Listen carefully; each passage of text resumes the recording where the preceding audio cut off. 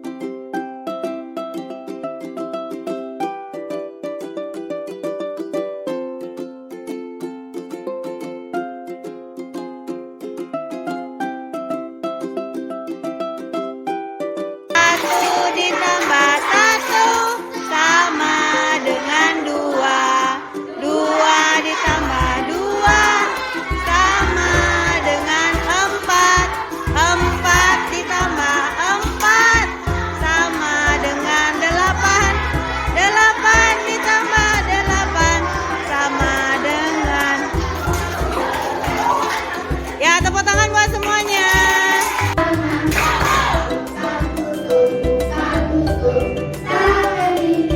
Ayo yang di belakang.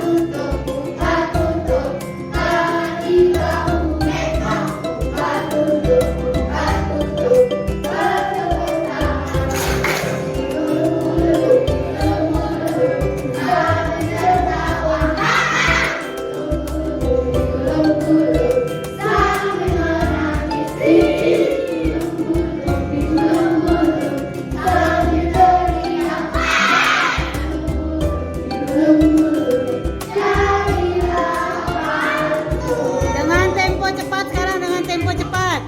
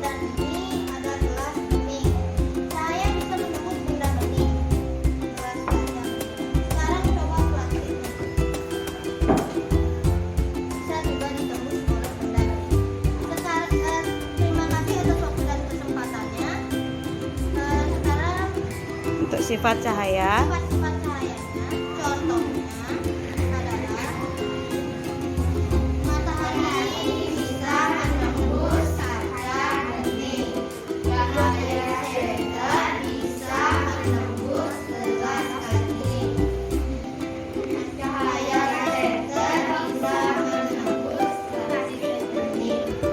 Itu aja presentasi dari kami kelompok 2. Terima kasih. Ya, tepuk tangan buat kelompok 2. Terima kasih atas kesempatannya. Kami dari kelompok 1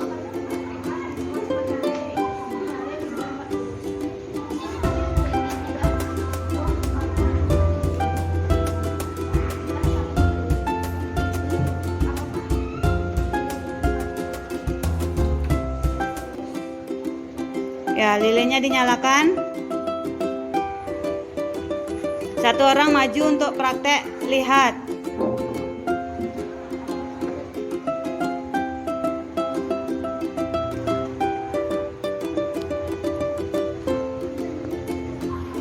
Dari lubang apakah terlihat cahaya lilinnya? Ayo, lagi satu orang mewakili yang laki.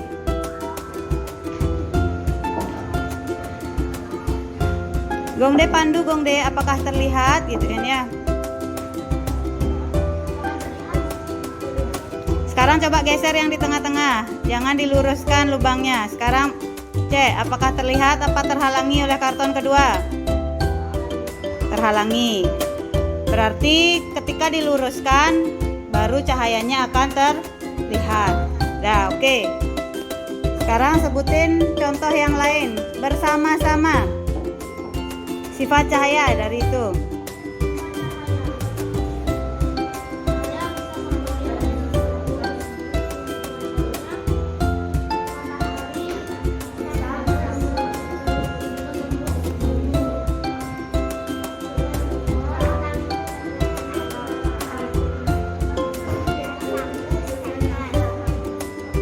Ya, tepuk tangan buat kelompok 1.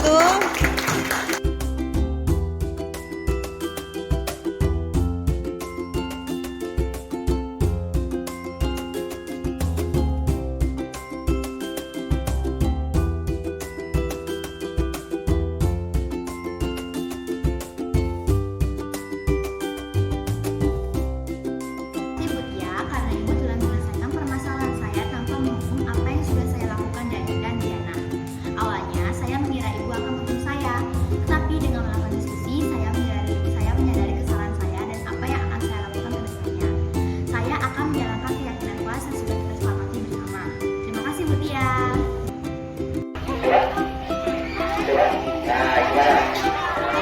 Gimana? Lihat dulu ya. Kalau perlu masuk motor. Benar. Benar. Pas. Sudah pas. Jangan cuma kita sudah. Benar ya? Dari yang paling banyak isinya sampai yang paling sedikit. Sudah pas? Pas? Ini sudah pas? Sudah pas? Deal?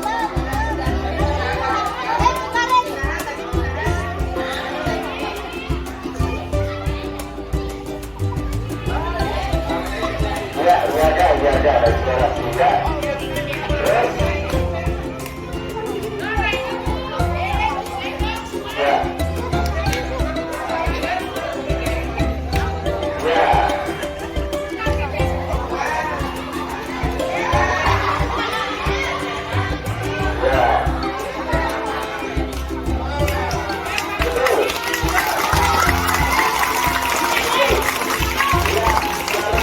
ya, boleh diminum.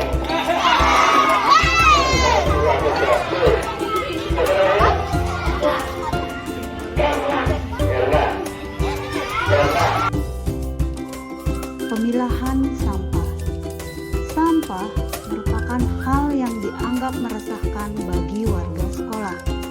Dengan memilah sampah organik yang dihasilkan oleh alam dengan menjadikannya kompos merupakan inovasi yang dikembangkan sebagai seorang guru. Guru yang inovatif senantiasa memunculkan gagasan segar dan tepat guna. Dilihat dari kondisi lingkungan SDN 1 Bakti Srage yang terdapat banyak pepohonan rindang dan menghasilkan sampah daun kering setiap harinya, muncullah ide untuk mengolah sampah daun kering menjadi kompos untuk gaya hidup berkelanjutan. Sampah dihasilkan oleh pepohonan, kompos ditaburkan ke pepohonan sehingga manfaatnya dapat dinikmati warga sekolah. Sampah daun kering yang sebelumnya tidak ada nilainya sekarang menjadi punya nilai guna.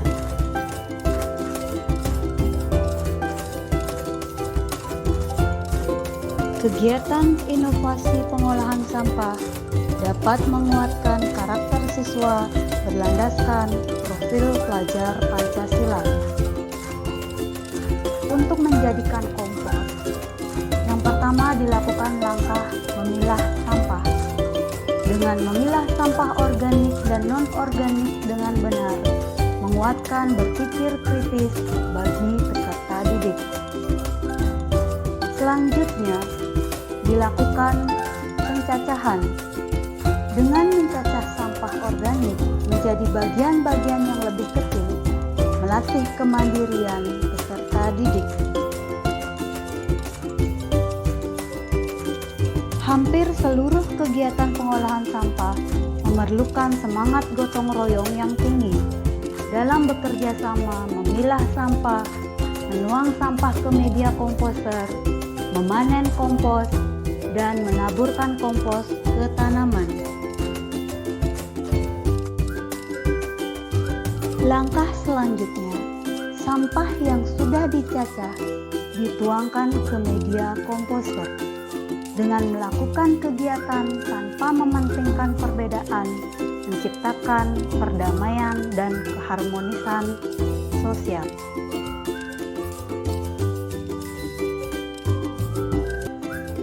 Setelah 3 bulan, kompos siap dipanen dan dapat ditaburkan sebagai pupuk pada tanaman yang ada di sekitar sekolah. Selanjutnya, menaburkan pupuk kompos ke tumbuhan di sekitar lingkungan sekolah dengan mengolah sampah yang ada di sekolah dan hasil komposnya ditaburkan ke tanaman, menunjukkan rasa syukur kita kehadapan Tuhan Yang Maha Esa. Langkah terakhir, menunjukkan sampah daun kering yang sebelumnya tidak ada nilainya, sekarang punya nilai guna. Hasil panen sayur dan bunga yang tumbuh dengan subur berkat kompos dari pengolahan sampah dapat dinikmati warga sekolah. Demikian inovasi dalam pengolahan sampah yang mampu menguatkan karakter peserta didik berlandaskan profil pelajar Pancasila menuju merdeka belajar.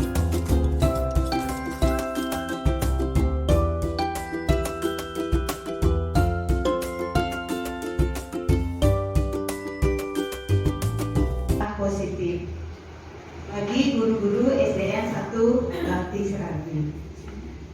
Sebelum kita mengenal apa itu budaya positif, kita ulas kembali tentang filosofi dari Bapak Ki Hajar Dewantara. Jadi Bapak Ki Hajar Dewantara meyakini dengan adanya budaya positif di sekolah, maka akan menciptakan siswa yang merdeka belajar dan memiliki budi pekerti. Tentunya merdeka belajar ini berhubungan dengan apa yang menjadi kurikulum kita sekarang.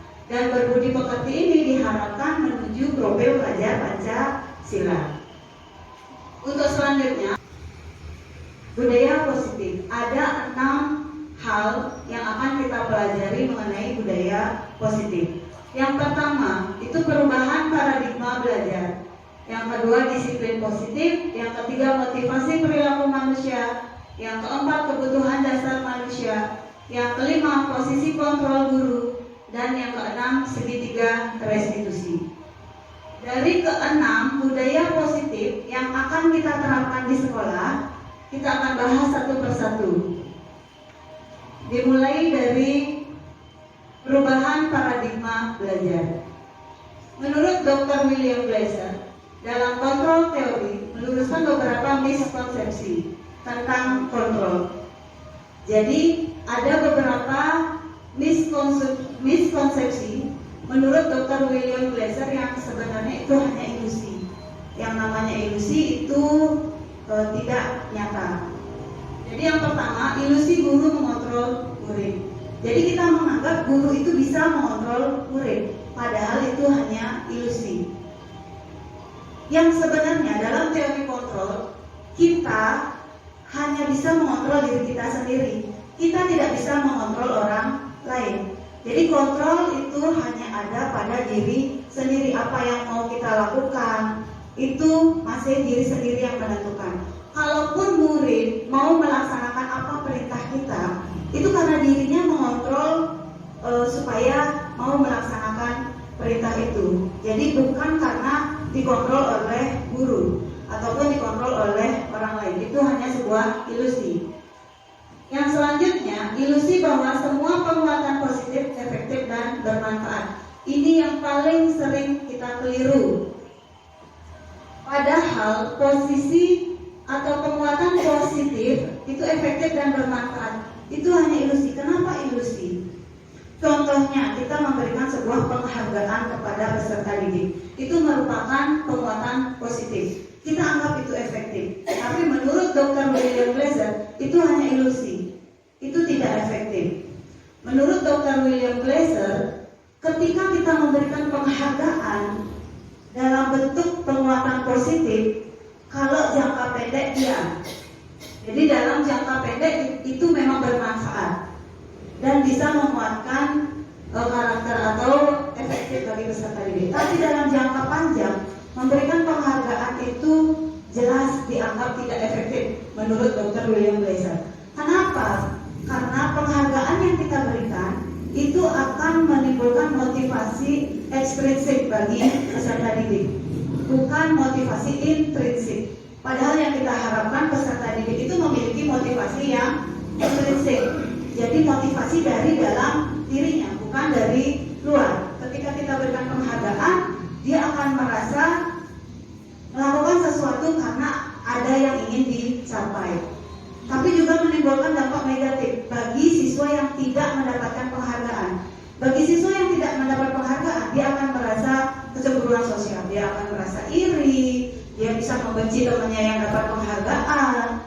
Kemudian bagi anak yang merasa, saya nggak akan pernah dapat penghargaan, dia akan merasa tidak mau mencoba.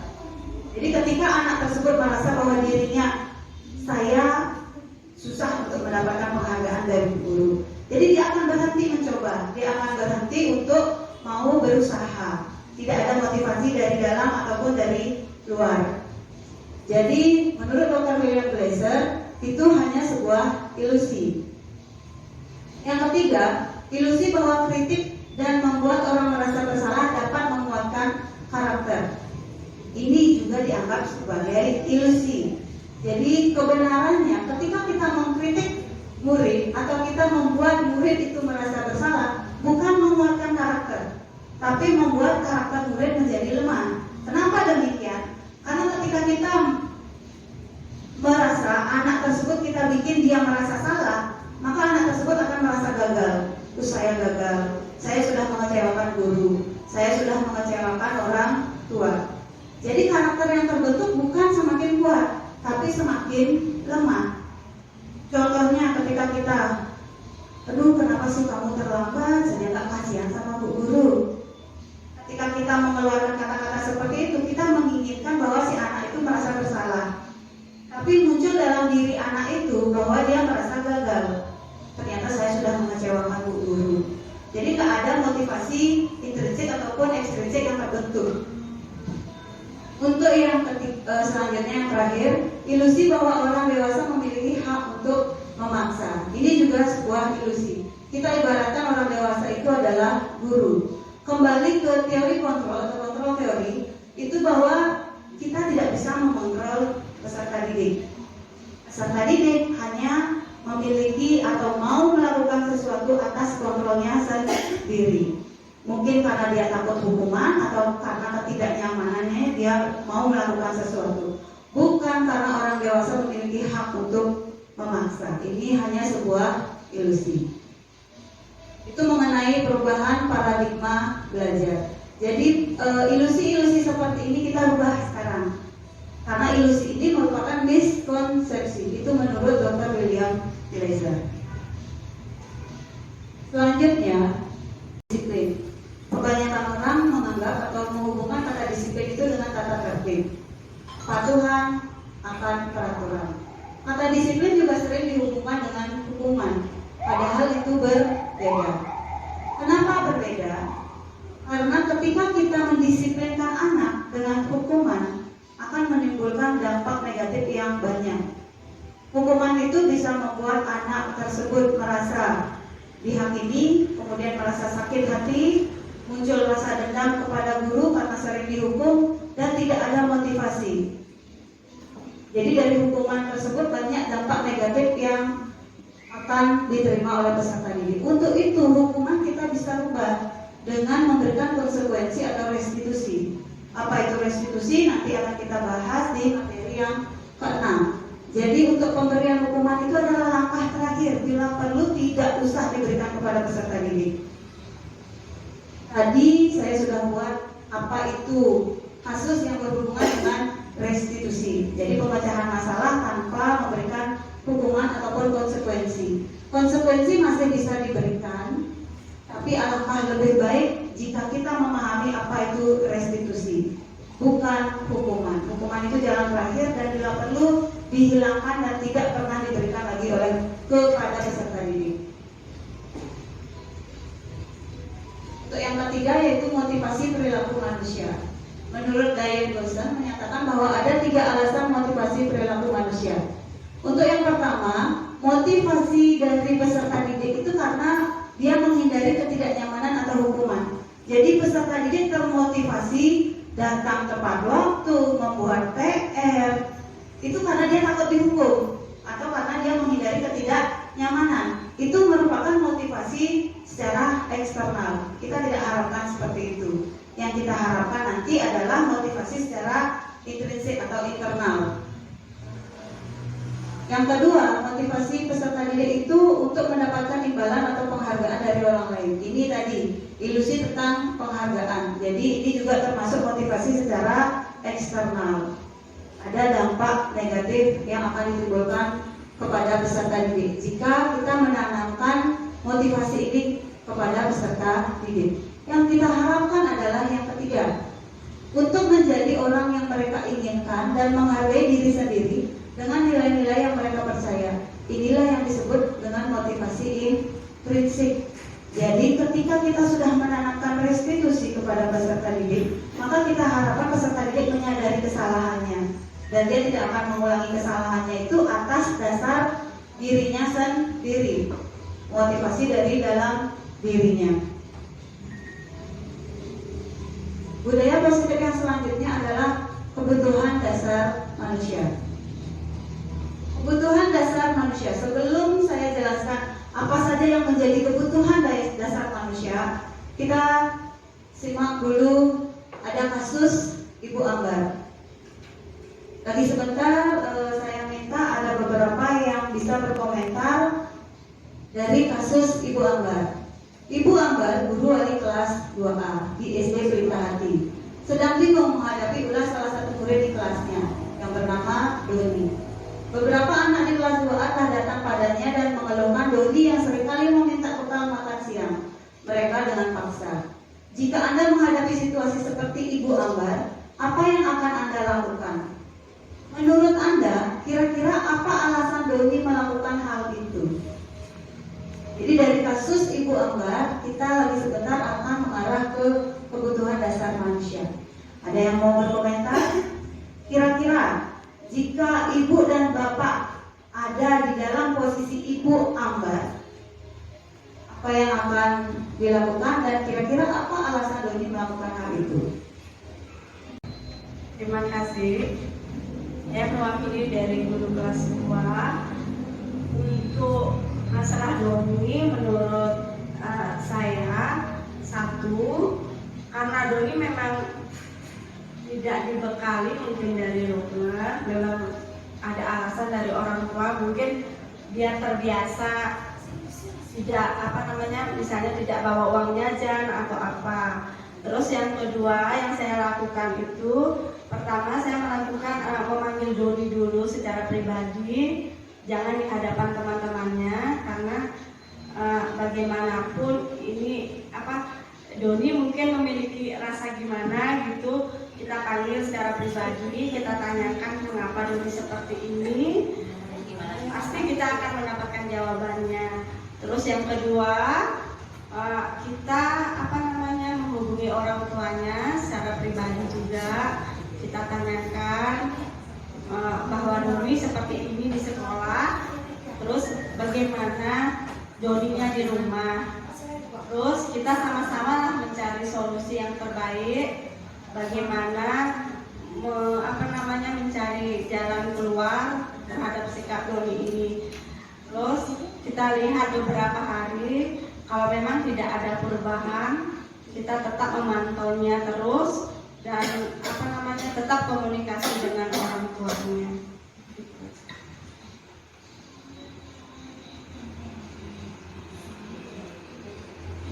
Terima kasih untuk Bu Komang, tanggapannya yang luar biasa, sangat menginspirasi. Tetapi sebelum kita menganalisis apa yang sudah menjadi tanggapan dari Bu Komang, alangkah baiknya kita mengetahui apa saja yang menjadi kebutuhan dasar manusia.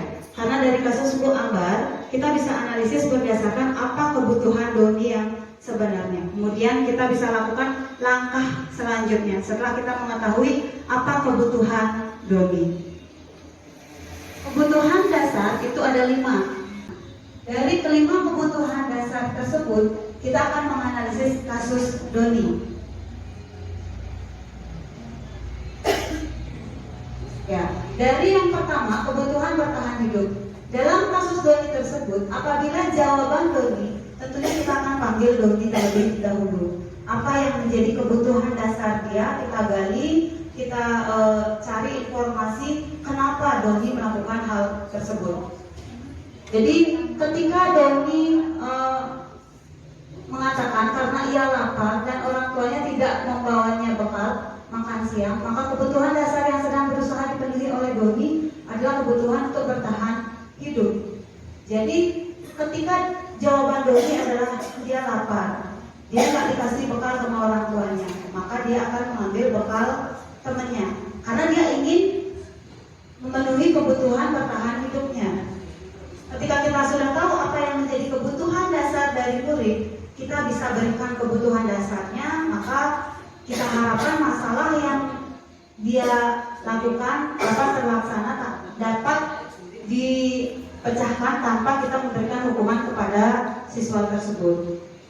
Yang selanjutnya, kebutuhan cinta dan kasih sayang. Dalam kasus tersebut, apabila Doni menjawab bahwa alasannya mengambil bekal temannya karena dia merasa senang temannya jadi memperhatikan dia. Ketika temannya melaporkan tindakan itu pada gurunya dan gurunya memberitahu orang tuanya, sehingga orang tuanya jadi memperhatikan dia, maka kebutuhan dasar yang sedang dipenuhi Doni adalah kebutuhan akan cinta dan kasih sayang. Jadi mungkin Doni kurang diperhatikan sama orang tuanya di rumah. Jadi dia melakukan hal tersebut hanya ingin mencari perhatian. Jadi itu kebutuhan dasar yang ingin dia penuhi. Jadi kita bisa berikan itu, kita bisa lakukan pendekatan kepada Doni, kita juga bisa suruh teman-temannya untuk lebih memperhatikan Doni, khususnya selaku guru kita bisa memberitahu orang tuanya. Untuk kebutuhan penguasaan, dalam kasus tersebut apabila jawaban Doni adalah dia merasa hebat karena temannya jadi takut dengan dia dan menuruti keinginannya, maka sebetulnya Doni sedang berusaha memenuhi kebutuhan dasarnya akan kekuasaan. Jadi dia ingin mendapat pengakuan dari teman-temannya. Dia hebat dengan dia menodong temannya, akhirnya dia dapat makanan dari temannya. Jadi dia ingin mendapat pengakuan bahwa dia itu hebat atau dia itu mampu. Untuk yang selanjutnya, kebutuhan kebebasan. Bila jawaban Doni dalam kasus di atas adalah bahwa dia merasa bosan dengan bekal makanan yang dibawakan ibunya dari rumah karena ibunya selalu membawakan bekal yang sama. Oleh karena itu dia ingin mencoba makanan teman-temannya yang beraneka ragam. Maka Doni sedang berusaha memenuhi kebutuhan akan kebebasan. Jadi kebebasan di sini dimaksud dia bebas memilih makanan dari temannya. Mungkin dia bosan dengan bekal yang disiapkan oleh orang tuanya itu saja. Ketika dia melihat bekal temannya yang bervariasi, dia ingin mencoba bekal temannya satu-satu. Dia ingin memenuhi kebutuhan dasarnya, dia bebas memilih apa yang dia inginkan. Yang ketiga, kebutuhan akan kesenangan. Dalam kasus tersebut, bila Doni menjawab bahwa ia itu menimbulkan rasa kesenangan dalam hatinya atau dalam dirinya sendiri. Jadi pada dasarnya 5 kebutuhan dasar manusia ini ketika tidak terpenuhi salah satu, maka akan menimbulkan hal yang berakibat pada murid. Bisa positif, bisa negatif. Jika sebagai murid dia bisa mengekspresikan dirinya untuk mencapai kebutuhan dasar yang dia inginkan secara positif, maka perilakunya tidak akan menyimpang. Begitu sebaliknya, ketika murid tidak tahu bagaimana caranya dia ingin mendapatkan kebutuhan dasarnya, maka dia akan melakukan hal-hal yang negatif. Seperti Doni tadi, mungkin Doni tidak tahu apa yang harus dia lakukan untuk mendapatkan dari kelima kebutuhan dasar ini. Tentunya salah satunya tergantung dari jawaban Doni. Ketika jawaban Doni, dia nggak dikasih bekal sama orang tuanya, makanya dia melakukan itu. Jadi dia ingin memenuhi kebutuhan dasarnya, ingin bertahan hidup karena dia lapar. Jadi kita analisis berdasarkan apa yang menjadi kebutuhan dasar manusia.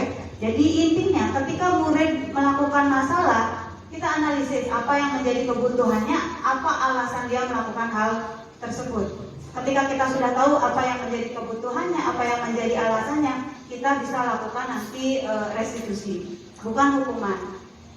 Kalaupun restitusi tidak bisa kita jalankan, setidaknya konsekuensi. Jangan langsung ke hukuman.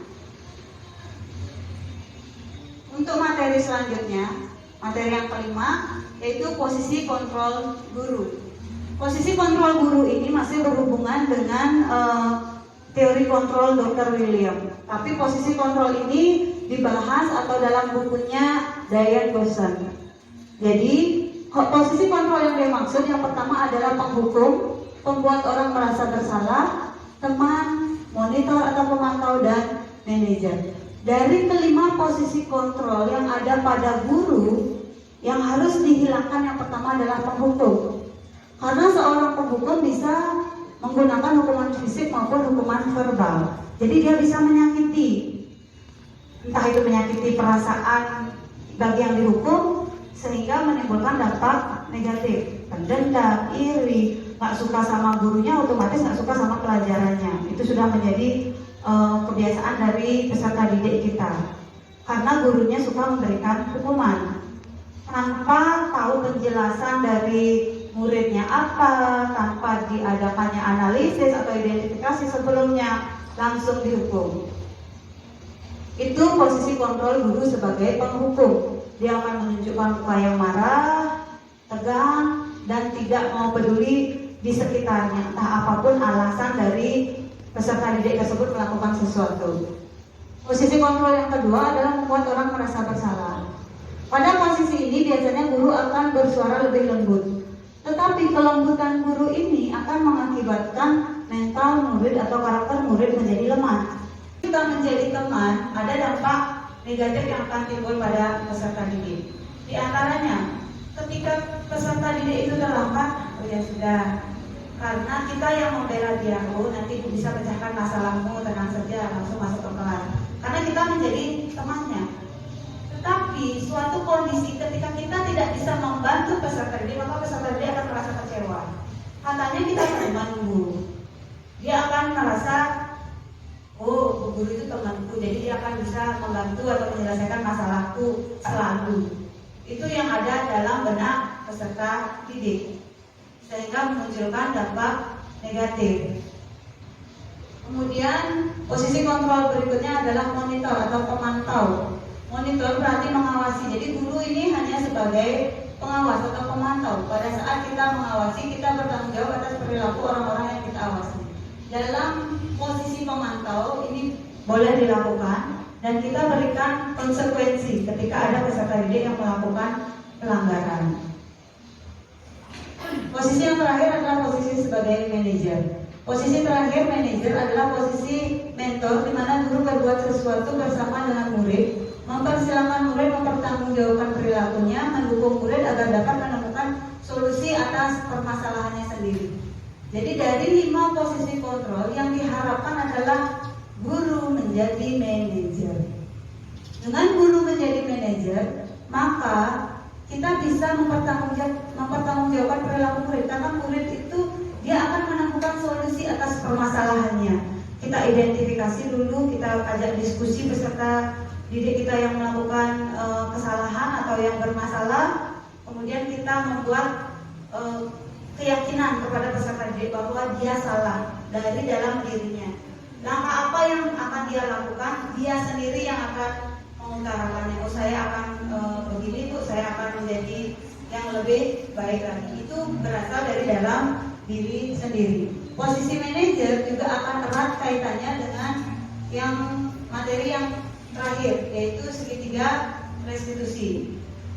Jadi pemecahan masalah ada di puncak segitiga restitusi. Seperti tadi dikatakan, kenapa memberikan hukuman itu sudah tidak boleh, kita bisa ganti dengan konsekuensi atau restitusi. Jadi dalam restitusi itu adalah menguatkan karakter peserta didik. Dia bisa kembali ke kelompoknya atau ke teman-temannya dengan karakter yang lebih kuat ketika dia melakukan kesalahan. Bukan sebaliknya, ketika peserta didik melakukan kesalahan, kita jatuhkan karakternya sehingga dia malu berhadapan dengan teman-temannya. Bukan itu yang kita harapkan. Tetapi karakter peserta didik menjadi lebih kuat dan dia dapat kembali ke kelompoknya atau ke teman-temannya dengan penerapan restitusi. Itulah yang disebut dengan restitusi. Nah, langkah-langkah restitusi kita bisa istilahkan dengan segitiga restitusi. Langkah segitiga restitusi yang pertama misalnya validasi tindakan yang salah. Ketika ada siswa yang salah, kita bisa tanyakan, kamu tentu punya alasan mengapa melakukan itu. Kita cari alasannya dia. Kemudian, apakah cara yang lebih efektif untuk mendapatkan apa yang kamu butuhkan? Kita analisis apa yang menjadi kebutuhan dasar peserta didik. Jadi divalidasi tindakan yang salah. Kita tanya alasannya apa, kemudian kita analisis apa yang menjadi kebutuhannya. Dengan kita tahu kebutuhannya, kita bisa arahkan untuk mendapatkan kebutuhannya itu dengan cara yang lebih efektif. Kemudian yang kedua adalah menstabilkan identitas. Dalam menstabilkan identitas, kita bisa berikan pertanyaan. Setiap orang pasti pernah melakukan kesalahan. Jadi kita kuatkan karakternya. Misalnya dia datang terlambat, dulu juga pernah datang terlambat. Jadi kita kuatkan karakternya dengan kesalahan dia. Dulu juga pernah datang terlambat. Tapi langkah apa yang akan kamu lakukan ke depannya? Kita berikan dia pilihan apa yang mau dia lakukan. Guru tahu itu adalah salah. Tapi apa kamu bisa memperbaiki kesalahanmu? Seperti itu misalnya pertanyaan dalam menstabilkan identitas. Kamu bukan satu-satunya yang pernah melakukan itu. Jadi kesalahan yang dia lakukan kita kuatkan lagi bahwa bukan dirinya yang pertama pernah melakukan itu. Yang lain juga teman-teman pernah ada yang melakukan itu. Tapi bagaimana caramu untuk menyelesaikan masalah ini? Misalnya seperti itu. Di puncaknya dalam segitiga restitusi adalah menanyakan keyakinan. Keyakinan kelas apa yang telah kita sepakati? Keyakinan kelas ini berhubungan dengan kesepakatan kelas. Jadi kita tanamkan karakter-karakter atau nilai-nilai keyakinan kepada peserta didik. Apa yang dia yakini, apa yang dia sepakati, kita buat bersama-sama. Jadi harus menjalankan apa yang kita yakini atau apa yang sudah kita sepakati bersama-sama. Jadi kita ingatkan, kita kan pernah melakukan keyakinan kelas. Dari keyakinan kelas tersebut, di bagian mana kesalahanmu? Misalnya dia tidak menghormati, saya tidak menghormati temanku dan berkata-kata kasar kepada teman. Jadi kita kuatkan lagi dengan menanyakan keyakinan kelasnya. Jadi kita minta biar dia komitmen menjalankan keyakinan kelas. Kamu ingin menjadi orang yang seperti apa? Itu dalam menanyakan keyakinan. Setelah dia tahu keyakinan kelasnya, kita tanyakan, apa yang dapat kamu lakukan untuk memperbaiki masalah ini? Kamu mau ke depannya menjadi seperti apa?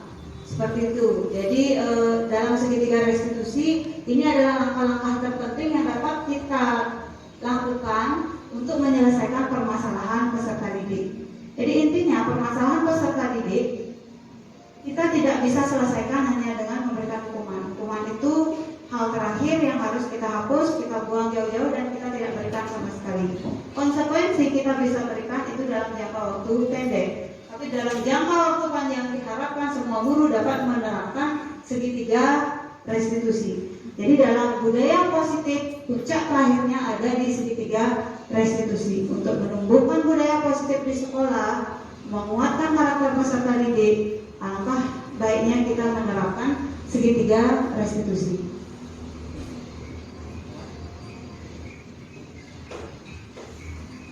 Ya, demikian pemaparan dari keenam budaya positif dari yang pertama sampai segitiga restitusi. Jika ada yang ingin memberikan komentar, saran, tanggapan ataupun pertanyaan, saya persilakan.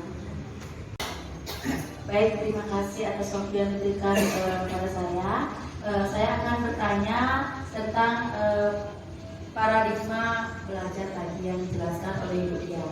Nah, hal apakah yang harus dituntut oleh paradigma baru dalam pembelajaran kurikulum sekarang ini?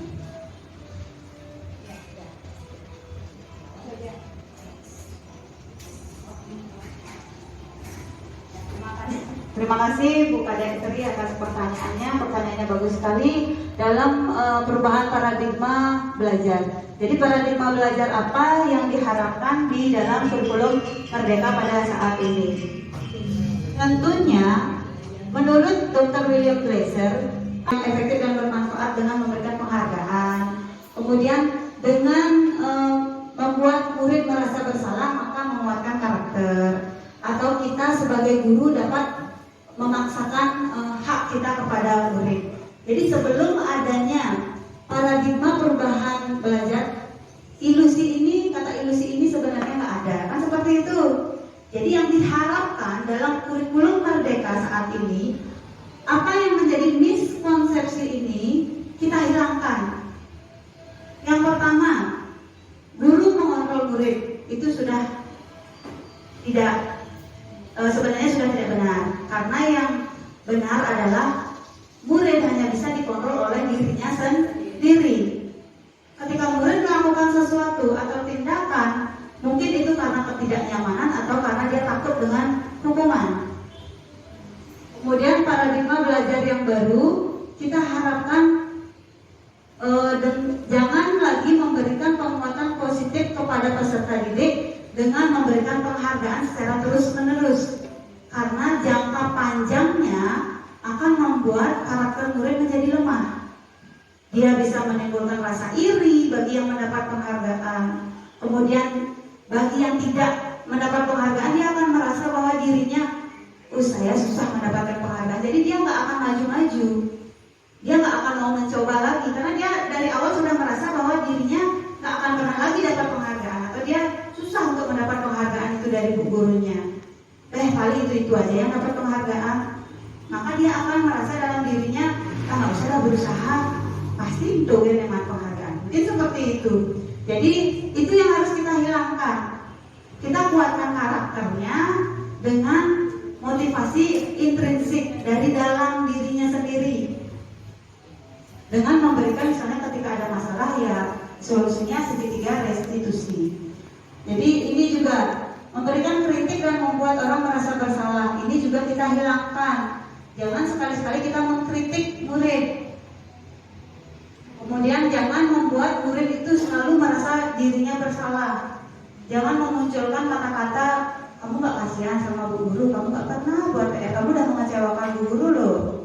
Ketika dia merasa, saya sudah mengecewakan bu guru, otomatis nanti dia juga akan merasa saya gagal menjadi seorang murid. Jadi ketika dia sudah merasa gagal menjadi murid, dia sudah mengecewakan orang-orang yang ada di sekitarnya, dia gak akan pernah mau berusaha. Jadi ilusi ini dalam perubahan paradigma belajar itu merupakan miskonsepsi yang harus kita buang jauh-jauh. Kita ganti dengan apa yang menjadi seperti ini tadi, guru mengontrol murid, padahal itu sudah tidak benar. Mungkin seperti itu Bu Kadek Sri. Ada lagi yang lainnya yang mau bertanya atau memberikan tanggapan? Saya persilakan. Saya sangat bagus sekali, terutama dalam menunjang perubahan paradigma implementasi kurikulum Merdeka, utamanya dalam pengelolaan kelas. Nah, di sini yang awalnya mungkin penguatan atau hukuman yang kita gunakan untuk menertibkan siswa dan lain sebagainya, ternyata hal itu adalah hal yang keliru. Dan kita harus di sini malah sebaliknya, karakter yang salah itu malah kita kuatkan kembali untuk bisa mendisiplinkan atau menertibkan siswa pada saat pengelolaan kelas. Demikian, terima kasih.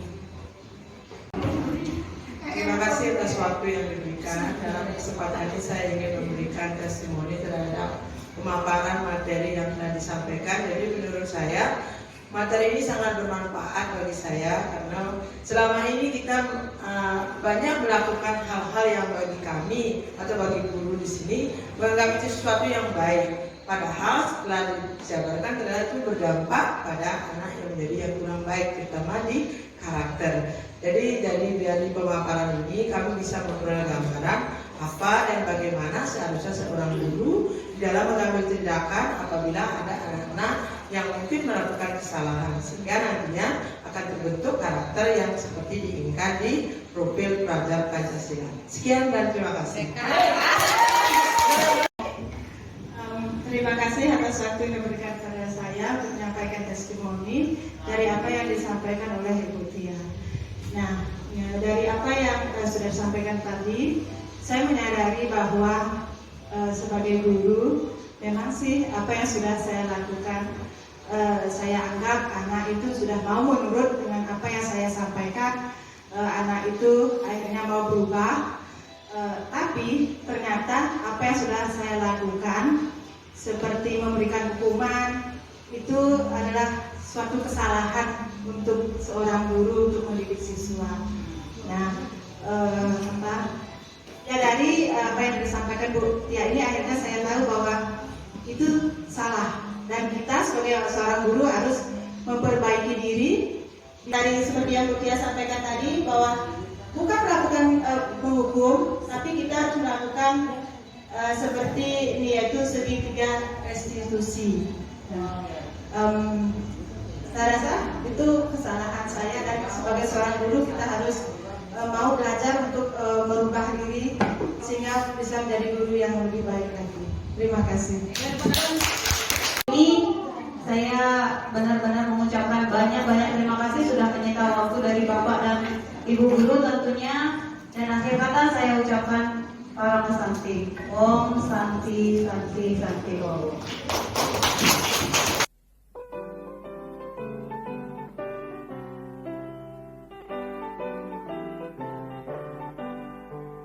Pemilihan umum telah memanggil kita, seluruh rakyat menyambut gembira. Demokrasi Pancasila, hikmah Indonesia merdeka.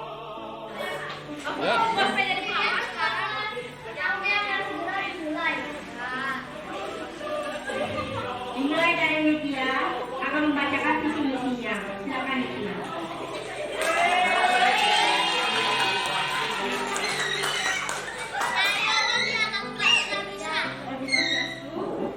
Hai teman-teman, saya Lydia. Saya akan menjelaskan misi-misi saya menjadi ketua kelas adalah menjaga kerukunan di dalam kelas agar tidak terjadi perselisihan di dalam kelas, di dalam perselisihan di dalam kelas, dan menjaga kebersihan agar kita nyaman pada saat melakukan kegiatan di dalam kelas. Saya juga akan berjanji akan menjadikan kelas kita menjadi lebih baik. Terima kasih. Tepuk tangan.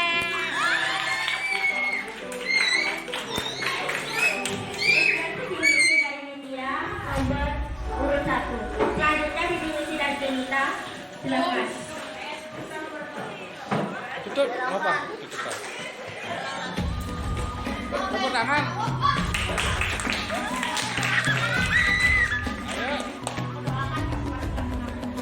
Ayo. Saya Benita.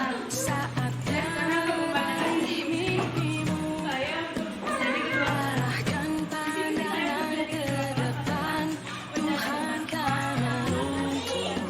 Ya langsung aja, lanjut aja.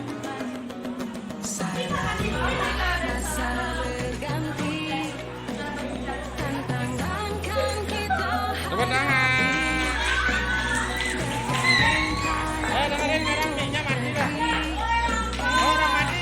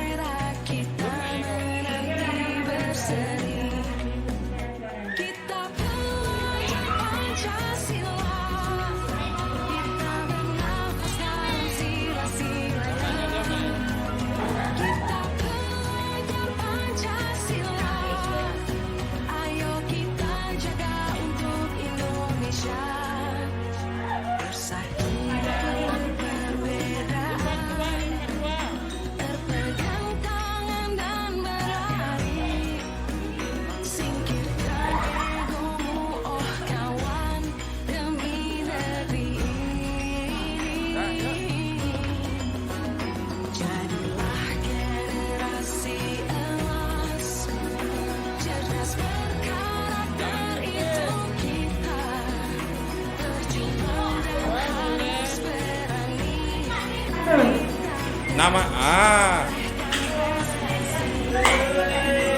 terus Nomor 2 Made Jenita. ayo mana teriakannya nomor 3 nih belum ada.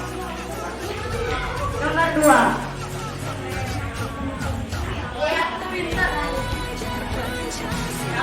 Nomor 3 Wih, baru nih. Yang mau mimpin siapa? Nomor 3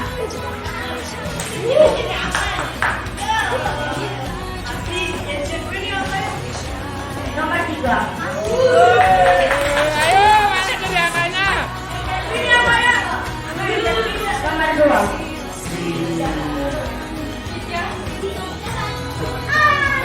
Made Jenita.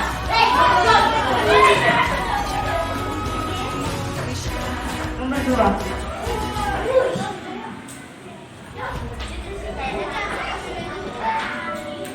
Nomor 3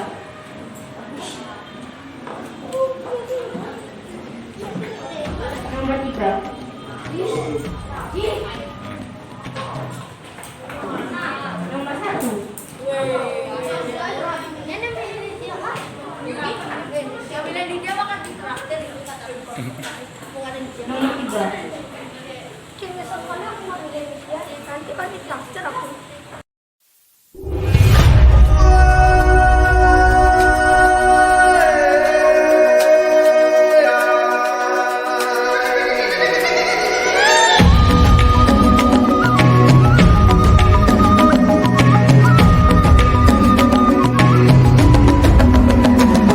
Om Swastiastu, nama saya Lucky, siswa kelas 5 SD Negeri 1, Bakti Srage.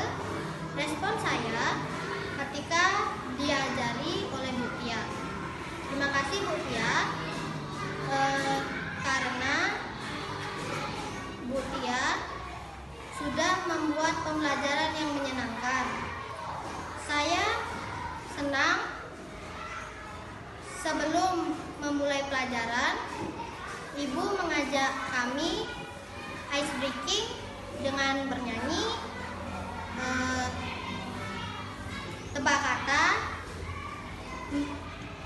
mengikuti video yang Ibu tayangkan dan lain-lain. Dengan belajar, saya juga merasa bersemangat karena Ibu sering mengajak kami praktek langsung dan mempresentasikan hasil kelompok kami. Terima kasih sudah mengajari kami banyak hal. Om Swastiastu. Om Swastiastu. Nama saya Yulia, siswa kelas 5 SDN 1 Bakti Srage. Terima kasih Bu Tia sudah menjadi teladan yang baik buat kami. Ibu selalu datang tepat waktu sehingga kami berusaha datang untuk tidak terlambat. Selalu berdoa sebelum memulai aktivitas, saling menyapa dengan yang lainnya, menjaga kebersihan kelas dan lingkungan, selalu memotivasi untuk menjalankan keyakinan kelas yang sudah kami buat bersama. Kami harap dapat selalu meneladani Ibu Tia dalam bertindak positif buat kami. Terima kasih Bu Tia. Om Santi. Refleksi CGP. Dengan adanya aksi nyata ini diharapkan dapat menciptakan karakter disiplin positif pada siswa yang nantinya akan mempengaruhi kepribadiannya. Tidak hanya di sekolah, namun juga akan dibawa ke rumah dan ke lingkungan masyarakat. Diharapkan karakter positif yang dimiliki siswa terwujud berdasarkan dorongan intrinsik dari siswa itu sendiri, bukan karena hukuman, konsekuensi, ataupun hadiah. Selain itu, dari kegiatan ini diharapkan mampu menciptakan kondisi kelas yang aman dan nyaman bagi siswa dalam mengikuti proses pembelajaran. Untuk mewujudkan karakter positif yang berbudaya pada siswa, diperlukan adanya kolaborasi antar guru. Kemudian CGP dapat melakukan kegiatan menggerakkan komunitas untuk menjadi teladan bagi siswa. Mengikuti pelatihan mandiri untuk menambah wawasan dan pengetahuan yang nantinya mampu meningkatkan karakter budaya yang positif pada siswa. Terima kasih. Salam Guru Penggerak.